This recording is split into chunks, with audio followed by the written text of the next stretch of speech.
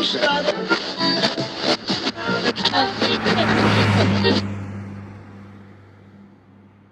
McCormack from Custard. Welcome back to noise11.com. Well, welcome to noise11.com because it would have been undercover last time when you did it. Thank you, Paul. Very happy to be here. We'll try and work out the history later on.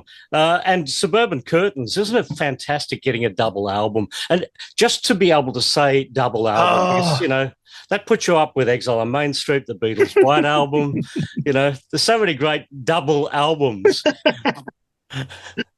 Oh yeah, I'm getting, that's probably the biggest kick out of it for me, to release a 21 song double album, and it's got the gatefold.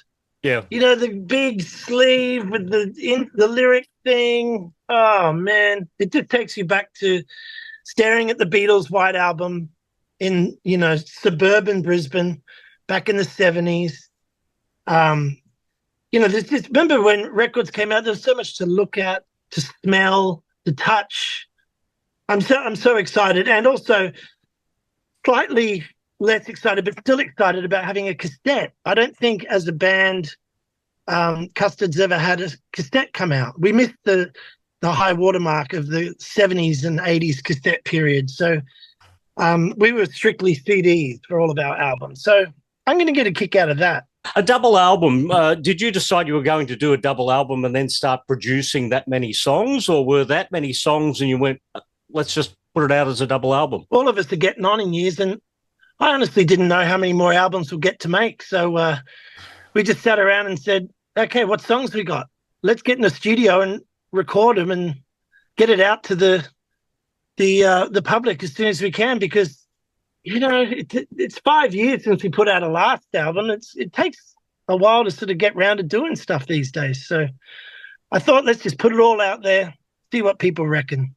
Well, we've got 21 songs. Now, 8 songs are under 3 minutes, 2 songs are under 2 minutes, and there's one song under 1 minute long.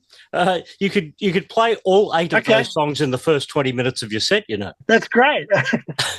Well, we don't want any songs to outstay their welcome. You know what I mean? Just get in there. You know what? And sometimes the songs are short because the idea doesn't really extend much longer than a minute or so. Maybe, sometimes short and sweet's the way to go. So a song like Dear Weirdos, the shortest track on the album at 50-something seconds, is that just a good, idea in a very short period of time? In a musical moment that you just go, well, that's all it needs. It's a thought bubble. It's like it's from my heart, because Weddings, Parties, Anything were a band that we did a lot of gigs with early on, and because we were young, cocky idiots from Brisbane, sometimes we'd steal drinks off their rider, while they were on stage. So I just wanted to sort of publicly apologise to them through song. For being annoying back in the early 90s, and I thought a minute. I don't want to outstay my apology. So apologies to Weirdos, because they looked after us so well. And back in the days, you're supposed to supply 2 loaders in and 2 loaders out. I don't think we ever did that as a support band. So it's just a little bit of therapy for me to deal with. Let's talk about the song Black Rinse. When I listen to that song, I'm hearing a little bit of Stones in there, I don't know, Satisfaction or Jumper Jack Flash, which goes nicely with Molecules Colliding, where, you are, borrowing a bit of Sympathy for the Devil from that song. Absolutely. So are you wearing your influences throughout this album? Well, both of those songs that you mentioned were written by Glenn, who he drums, he does everything, basically. The guy's a genius. But I think he's a huge Rolling Stones fan. There is a bit of a nod and a wink towards the Stones in those ones. Yeah, I think even a bit of CCR, Creedence Revival, popping up. Hell yeah! Black Rinse as well. I was listening to just the CCR, greatest hits the other day. That rhythm section, man, that is an underrated rhythm section. Oh yeah. There's no fat on the bones. You know what I mean? They're just like, this will do, man. This will do, and they're just like playing straight through it. Yeah, and they used to knock out albums so quickly. I remember doing an interview a couple of years ago with Stu Cook, the bass player from Credence, and I said to him, you did 2 albums every year, and he goes, "No, I think you're wrong." And I went, "What do you mean wrong?" And he goes, "One year we did 3." Well, they had great songs as well. Like if you've got a songwriter who can knock out that many great singles as well, don't you think, Paul? Like unique sounding singles band. Yeah, yeah. I love the I don't know whether it's a songwriter trick or a producer trick, but the false start, and Led Zeppelin have had the false start a few times on a few of their songs. You get away with it a couple of times on this record with Someday and Getting Over You. I know, yeah. So what's the idea of the false start? I don't think there was any great thinking behind it. I remember after we recorded in the studio, listening to the playback, and it was like, that's cool. Let's just leave that in. So, the false start. Glenn also made sure he left in a little bit of chat, top and tail of the song. So it's sort of a little bit like you're with the band live in the studio. So, sort of reality TV for bands, so it's just, that's basically what it's like when we're in the studio, a couple of false starts and then we bash it out. Yeah, well, it makes a good point that it puts the audience with the band. And the Beatles used to, do a couple of dialogue in and outs occasionally. I think the occasional cough on a Beatle record is, if people listen close enough. There's a lot of place names being name checked in this. We get to Queensland, we get to New South Wales, and we get to Victoria in this one. I love FNQ is quite the punk song from Custard. Well, look, that's right down another level of Custard. That's another short one, Paul. So last year we were playing up in. I'm Queensland born and bred, right? But we were playing up in, I think it was Cairns or Townsville. And as soon as we landed there, I was just struck by the sense of scale and the space. And the streets where we were was so wide, and the trees and the sky and everything just genetically plugged in. It was like, wow, I'm home. I love FNQ.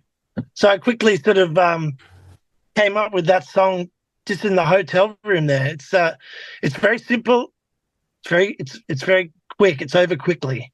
It sounds like it's made to be played live too. Yeah, we've been playing that one for a little while now. So I can't wait to play these songs live at the end of the year. It's going to be a blast because a couple like FNQ we've played before, but other ones we've not played except in the studio. So it's going to be fun learning them all again.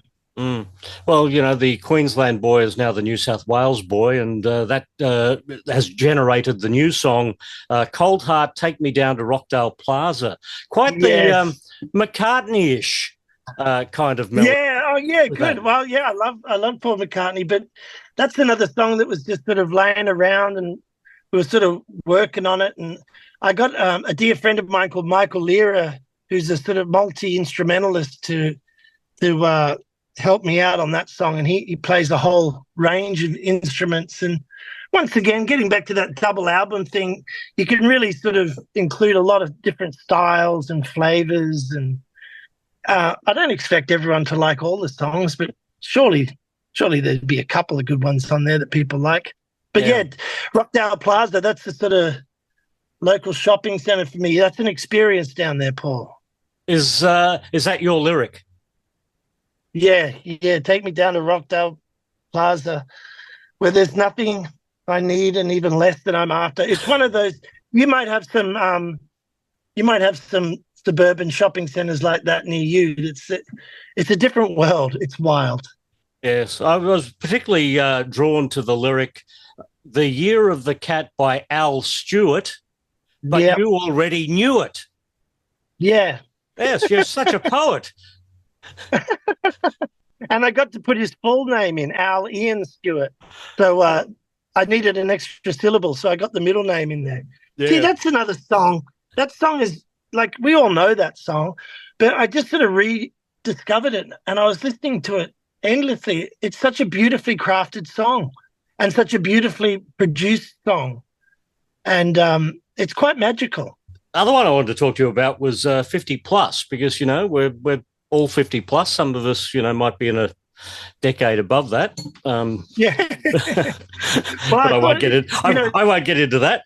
No, well, but yeah, it's just the idea of, you have 50 plus sunscreen. Like if you could have 50 plus sunscreen for your heart to protect you from getting hurt or burnt. It's just a bit of a throwback, throwback. Some of those songs I like to think, remember Susie Quattro duetting with Smokey, stumbling in, and If You Can't Give Me Love, I think was the other one. A bit of that throwback to a male-female duet, that we would have heard on the AM radio in the 70s, but doesn't seem to get as done much anymore. No, it's not all that popular, but there is the one duo on Someday on this record. Explain Serena. What's that relationship all about? So I met Serena through Sarah Longhurst, who was Custard's manager in the 90s. And Sarah got me and Serena together one night, and I reckon it was about 20 years ago. And Serena was out here doing some gigs, and we just got on really well, and we just started sitting around, having a few glasses of wine, and we came up with this song, and I think I recorded it on some dictaphone or something, and then promptly forgot about it until last year, and I went, hey, there's this song that I emailed Serena. I was like, do you remember this song? And she was like, yeah, send it to me. Well, I'll sing on it. So Serena's, she's proper, like, world famous, great Canadian singer-songwriter. And once again, it's just a blast to have, a boy-girl duet on a double gatefold album. All the boxes. It's going to be nice to be able to hold up the album when you're doing your gigs. I know. Yeah. I know, it's going to be good. That's going to be wonderful. For all the gigs right around Australia, you'll be coming to Melbourne. I guess the song that won't be played in Melbourne will be Never Love Melbourne. Well, I just Do you dare? How dare I? Look, it's a song of redemption, Paul. So for years, I came to Melbourne and never really got it. And then I met these wonderful people, Mish and Lee, who they made me understand Melbourne. And then now I really love it. All the time since I've known them, they've sort of unlocked the city for me. I was probably coming at Melbourne with a bit of a chip on my shoulder, coming from Brizzy via Sydney. I probably had a bit of a chip, but now I love it. I'm open to it. And we'll definitely be playing that. Because I never loved Melbourne until I met you. Yes, that's right. So, you do redeem yourself through the lyric. Yeah. But, when you're confronted with just the title, it made me wonder. I didn't think about that. Uh-oh. Okay, I might have to rechange that. Yeah. Well, you put the Queensland song, the Randwick song, the Melbourne song all back to back and have a bit of a Leyland Brothers segment. Oh, okay. Yeah, I didn't notice that. Okay, yeah, I haven't actually listened to it in order yet. So I'll have to check that out. Okay, that's interesting. A little bit of a geographic period. We'll make a little medley out of them. Yeah, little travel around the countryside. Yeah. Well, there's going to be some great shows with the Fauves. Yeah, with the Fauves. Yeah. The Mighty Fauves and the Stress of Leisure. So all three bands, I believe, have got or have just released new albums. So it's going to be a blast. Like we've loved the Fauves since, The Young Need Discipline, which is probably like 93, 94, their album came out. Love the Fauves, and Stress of Leisure, fantastic. So can't wait. Looking forward to the shows around Australia at the end of the year. Dave McCormack, Custard, thank you for joining us here at Noise. Good on you, Paul.